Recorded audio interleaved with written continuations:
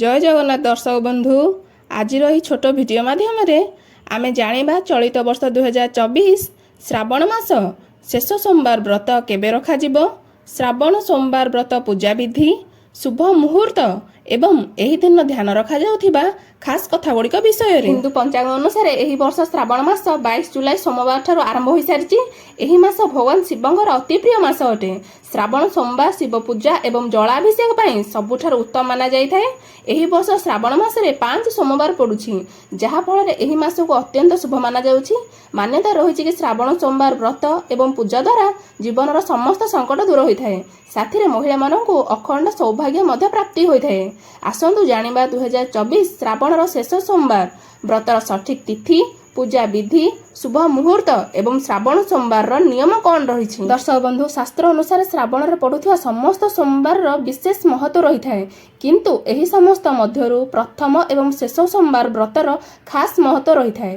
पंचांग अनुसार 2024 श्रावणर शेष किंबा पंचम सोमवार 19 अगस्त को पड़वा जाउछि। एही दिन शोभन योग 19 अगस्त प्रातः काल 12:50 ठारू 20 अगस्त पर्यंत रहिबो। एहा सह सर्वाध सिद्धि योग रवि योग प्रातः काल 5:53 ठारू आरंभ होई प्रातः काल 8:10 पर्यंत रहिबो। रुद्राभिषेक समय प्रातः काल 11:05 रहिबो। दर्शक बंधु श्रावणर शेष सोमवार व्रत दिन ब्रह्म मुहूर्त उठी स्नान सारी सर्वप्रथमे सूर्यदेव को जल अर्पण करंतु। तापरे शुभ मुहूर्त शिव मंदिर किंबा घरे शिवलिंगर विधिमत पूजा करंतु।